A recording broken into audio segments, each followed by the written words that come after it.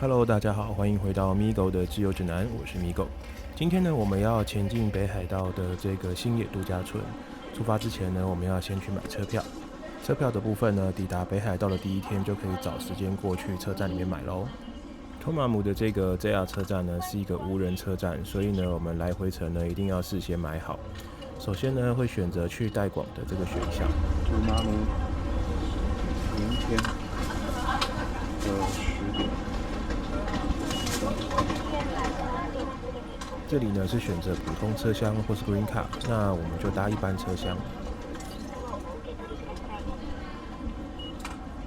接着呢就是选择车位啦。热门的班次呢可能会没有双人连坐，那就要换一个车厢看看哦。大家都有这样，对。请选择乘车札幌托马姆。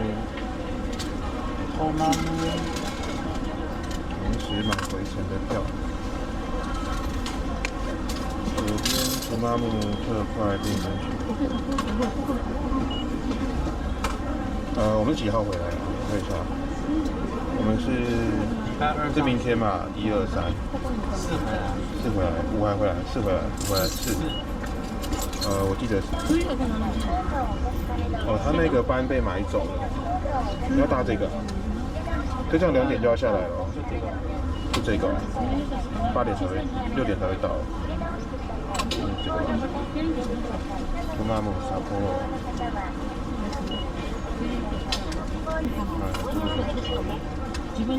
好奇怪。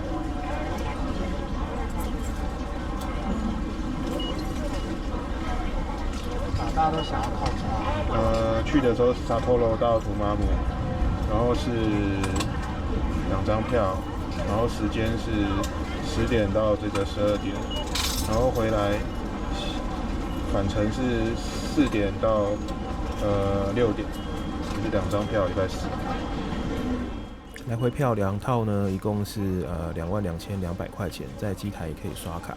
这里呢也跟大家分享一下，我们故意安排了托马姆的行程在中间的原因呢，就是担心如果搭机的当天呢天气比较恶劣的话，从托马姆到机场的交通选择比较少，这是一个降低风险的行程安排方式。发行的票券呢，单程一个人一次是2张票，那么分别是车票跟座位票。那么进闸门的时候呢，只要叠在一起投进去就可以咯。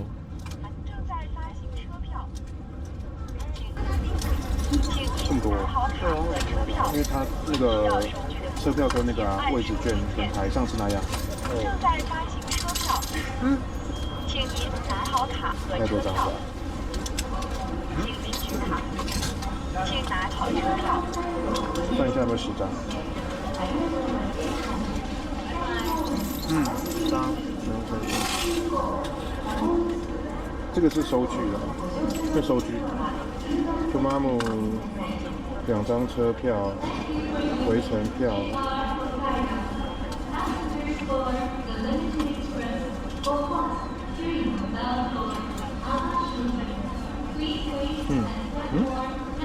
还有一个领收处。我看一下，这样应该是，这是话位票，这是车票。那就这样。隔天一大早呢，在饭店用完早餐之后，我们要准备前往旁边的札幌车站，搭乘呢昨天买好的班次。跟在台湾搭火车的月台呢很不一样，因为列车的门呢没有固定的停驶位置，这里呢要抬头看一下车子会停在哪里。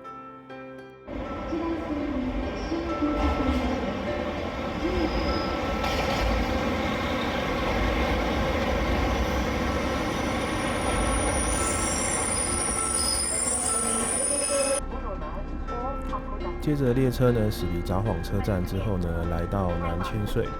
如果呢是下飞机就直接从机场到托马姆的这个行程安排呢，就要先来南千岁做转车。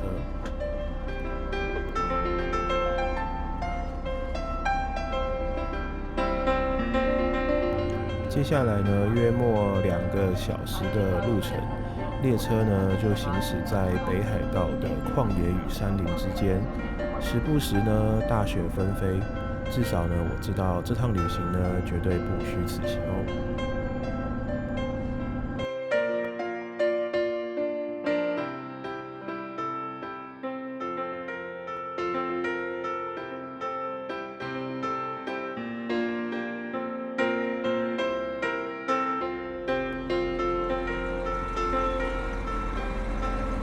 抵达托马姆车站之后呢，星野度假村的接驳巴士已经在这里等待，行李呢则是直接交给工作人员就可以喽。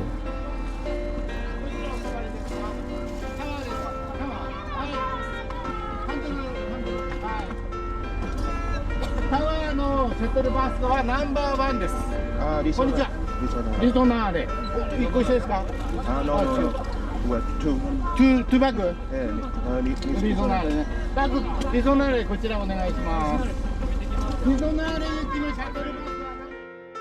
因为报到的柜台地方呢是不一样的，从这里呢就会开始分坐 The Tower 还有 Lisonare 的巴士，还有其他住宿的宾客呢都各自会搭乘不同的巴士上山哦。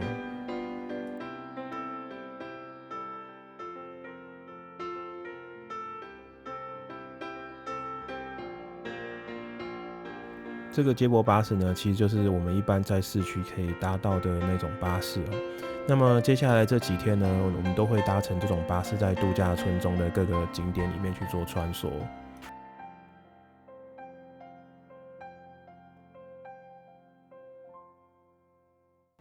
随着巴士呢往山区的地方开呢，首先映入眼帘的会是 The Tower， 再来呢才是我们今天要入住的 Lisonare。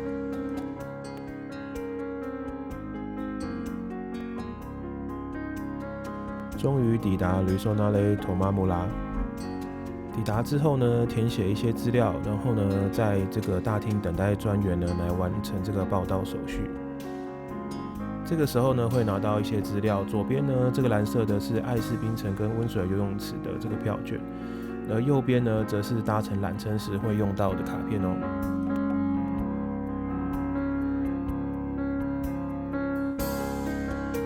完成报到之后呢，距离入住还有一些时间，于是呢，我们沿着连通道四处去看看，并且呢，等待房间的打扫完成。这个连通道呢，可以带我们从 Lisonare 呢一路走到The Tower， 还有这个其他的地方。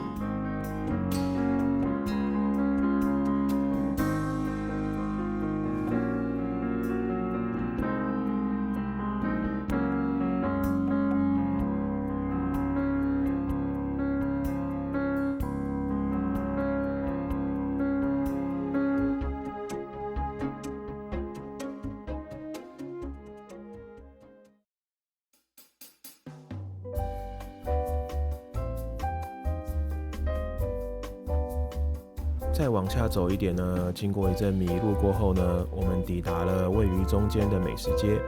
这里呢，总共约有9间的各式餐厅相连。刚好是中午的时间呢，我们就准备来去吃午餐喽。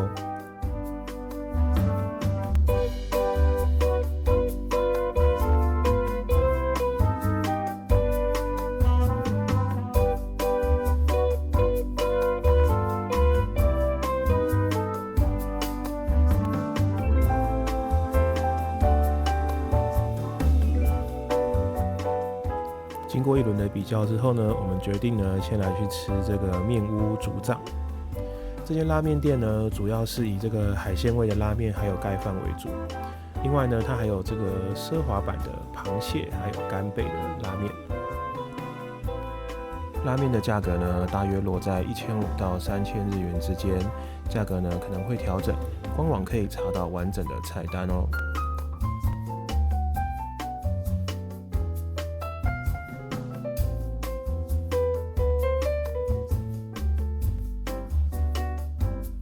吃完饭之后呢，继续我们的探险之旅。只是呢，才刚走出餐厅就差点滑倒。由于今年是暖冬的关系呢，雪下得比较晚一点。直到我们上山的前几周呢，这里还是一片绿地。今天呢，只开放了一条雪道，而我们明天呢就要来这边做滑雪的初体验哦。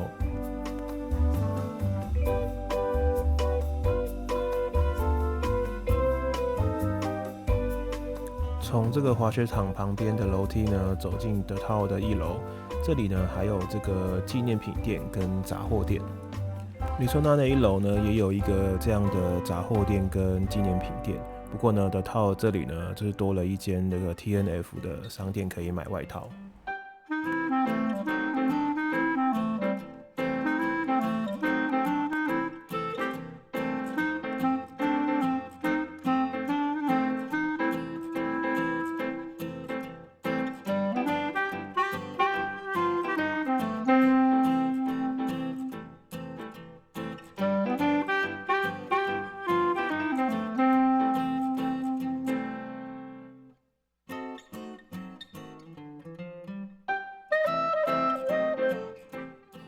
在旁边的杂货店这里呢，贩售有酒类饮料，还有一些饼干啊、下酒菜等等的商品。商品的品项呢比较有限，所以呢，如果想要吃什么或带什么的话呢，建议还是直接从山下买一些上来会比较好一点哦。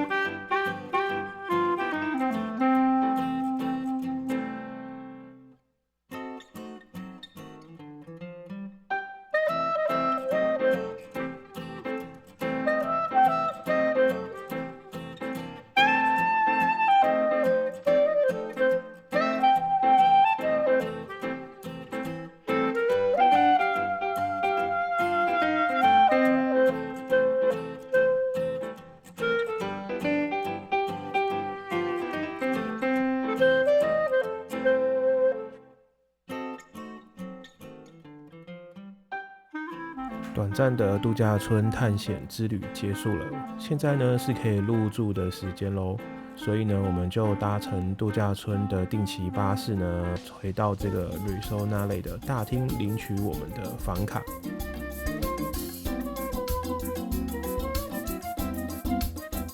Ruisseau-Nane 呢1层4户，我们预定的是双人床2张的房型。这个房型呢，我们预定了2个晚上，一共是102000日元。建议呢可以提早预定，因为有早鸟的价格哦。房内的浴室呢，配备有一个无敌景观按摩浴缸。这个按摩浴缸呢，可以让你在房间内呢欣赏这个雪景跟山景。据说呢，有一些房间的角度呢，晚上还可以看到烟火哦。另外，这个浴室里面呢，还配有一间独立的蒸汽室，还有隔壁的这个淋浴间哦。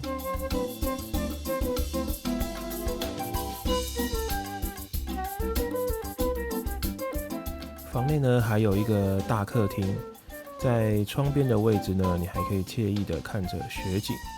即便呢，在房内的设施呢，都可以明显感受到有一些陈旧，但是呢，整体来说还是蛮舒适的。我认为特别适合慵懒度假或是全家出游的类型。如果呢，你认为自己的都是以户外活动为主的话，那么选 The Tower 呢，可以为你省下不少的预算哦。另外呢，不管是 The Tower 或是Ruisseau-Nane的1楼呢，都各自有一个给住客专用的休息室，里面呢备有这个茶水、咖啡可以做使用。不同的就是呢 ，The Tower 这边的休息室呢是人山人海。而 Ruisseau-Nane 这里呢就比较清静一点。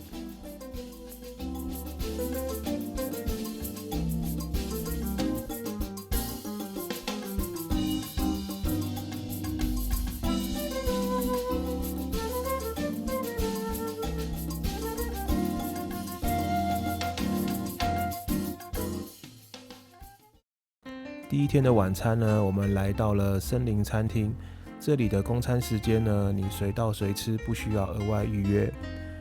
另外呢，如果是啤酒呢这一类的酒类呢，就是要另外做加价，其他的呢就是以吃到饱为主。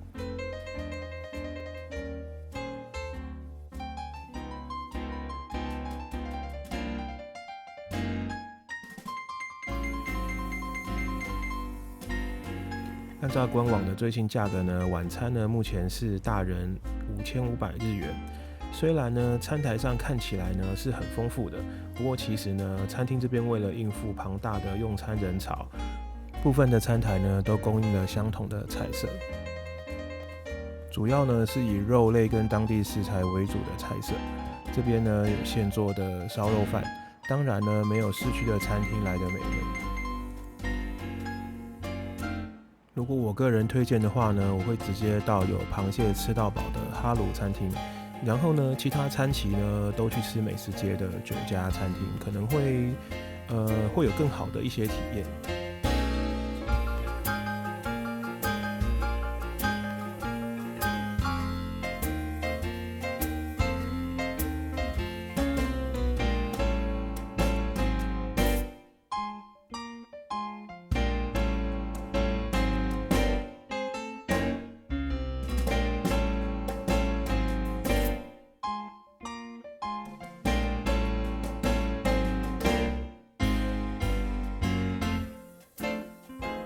吃完饭呢，可以到爱斯槟城来逛逛哦。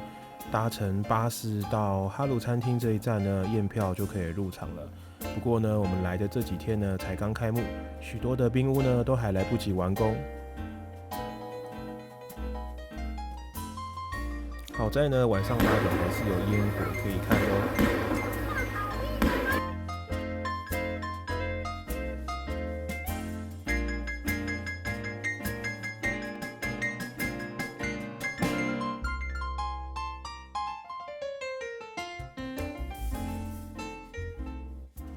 隔天一起床呢，风雪比昨天的还要大。早餐呢，我们打算呢前往这个森林餐厅来去用餐哦。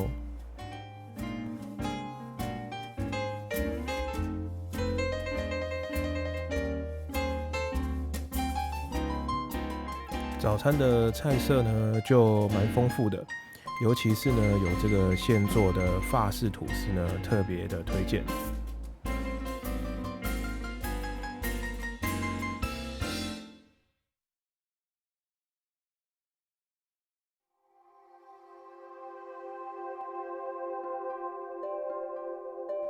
早餐呢，除了这个供应有日式的餐点以外呢，当然也有这个西式的餐点。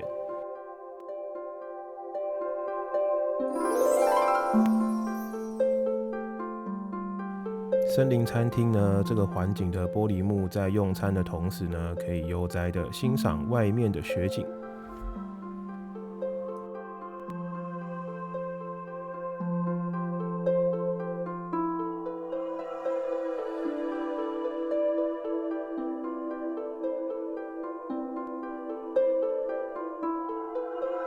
搭乘巴士到游客中心站，我们带着住宿附赠的车票，搭乘缆车呢，准备上去雾冰平台。如果呢是非住宿的旅客呢，则是要自费购买缆车票的哦。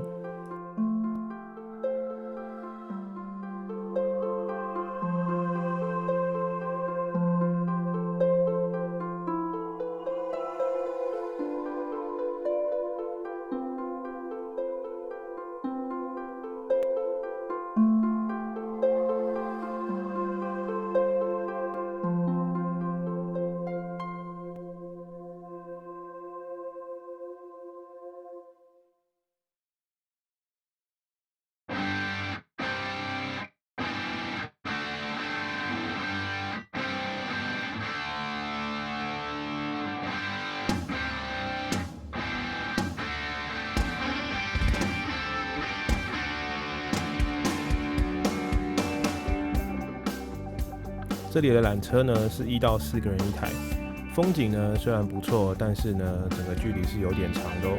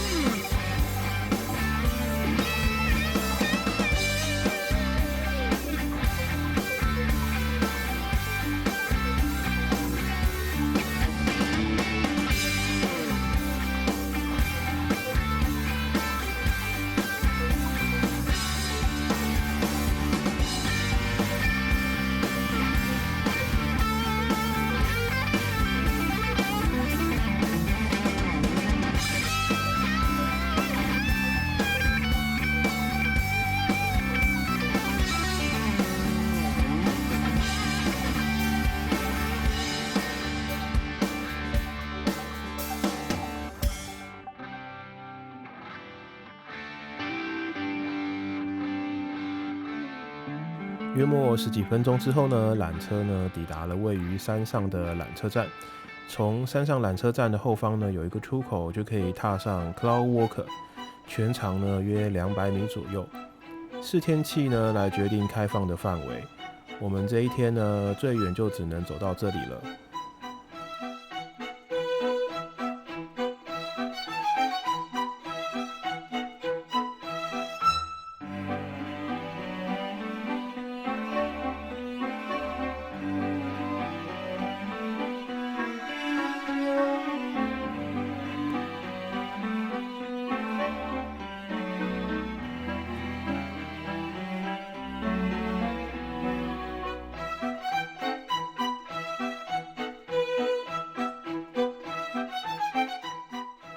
爬上去的过程呢，还是蛮可怕的，但是呢，风景实际上是不错的。如果呢天气好的话，应该可以看到一整个山谷哦。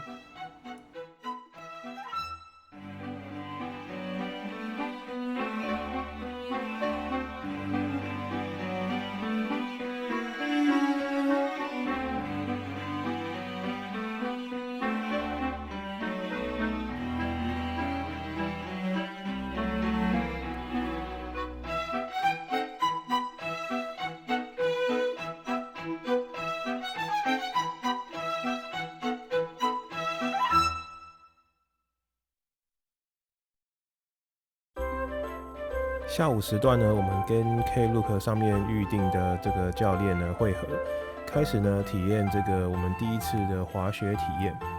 看教练呢滑起来超级简单呢，但是经过一段努力的摔倒之后呢，我很确定我的滑雪生涯就结束在这个下午了。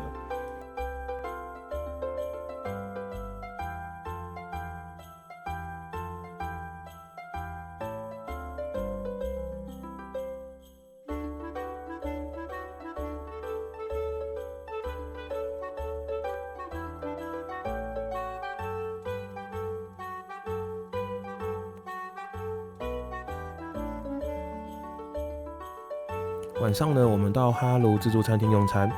晚餐呢，大人是5500日元。这边的特色呢，就是海鲜比较多，然后还有这个蟹脚随你吃。1个月以前呢，就可以在官网预定咯。用餐人数比较少，环境呢也比较舒适。如果2间自助餐厅要选1间的话呢，我会推荐吃哈卢就好了。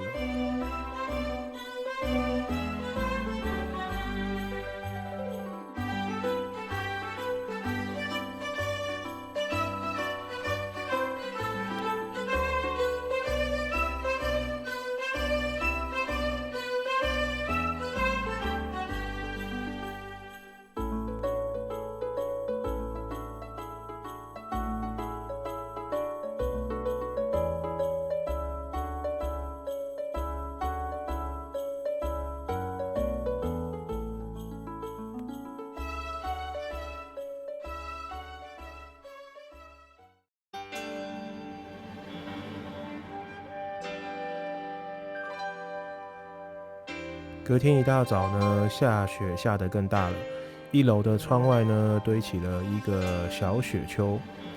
这天呢，我们早餐呢要去吃这个 Sola 呢位于这个 Risonale 的楼上，采预约制的方式。建议呢你在入住当天呢就一定要请这个柜台帮你做预定哦。半自助式的餐点呢，供应有4种早餐的套餐。那自助餐台呢，也供应有很多不错的热食，建议呢一定要安排1天的早餐来这边享用哦。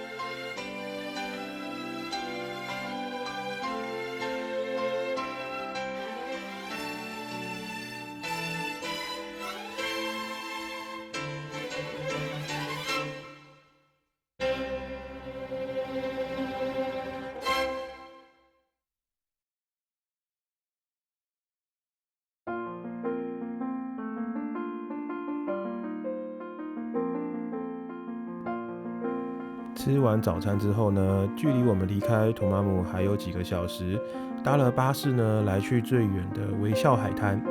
微笑海滩呢是一个室内游泳池，有暖气，所以冬天呢也可以带着泳装来这边游泳哦。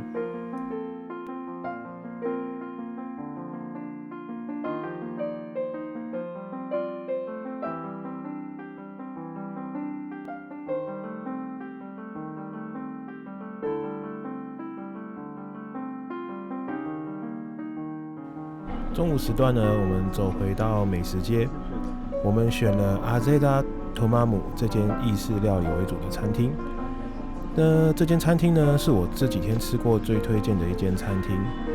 除了呢一边用餐可以一边欣赏外面的雪景以外呢，餐点的价格呢非常的实惠，然后呢味道也还不错，很像是日剧里面呢会出现的那一种餐厅哦。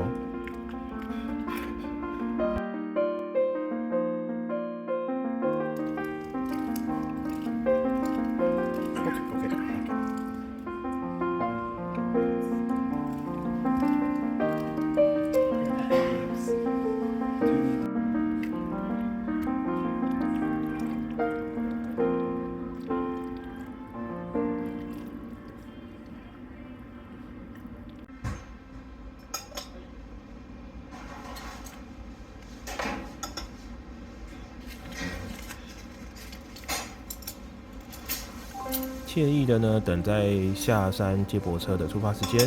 在拜访完意式餐厅之后呢，我们到旁边的 Mrs. Fong Designs， 这里呢是一个农场主题的日式茶馆哦。这里的团子呢很好吃，搭配着手冲的抹茶拿铁，不小心就会多吃好几串哦。而旁边的 NG 饼干呢，有着超级可爱的名字，叫做骨折的牛。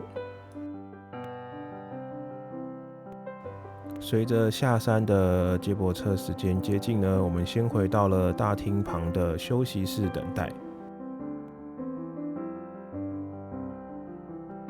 几分钟之后呢，我们就回到了山下的托马姆车站。这里呢，之前有说是一个无人车站，不过呢，没想到这里连电扶梯也没有。所以呢，如果你呢是这个行动不方便的话呢，我建议你还是可以搭乘巴士离开托马姆哦。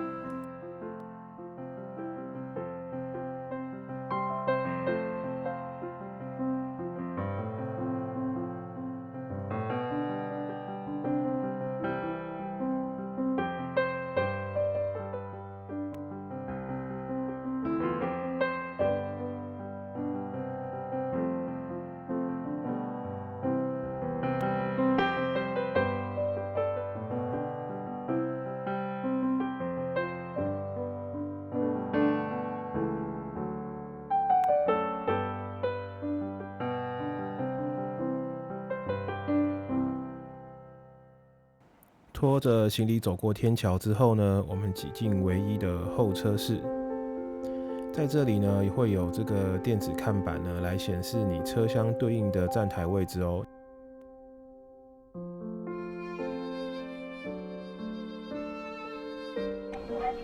随着火车即将抵达，我们走到了车厢对应的停等区，结束了我们这一场滑雪的初体验哦。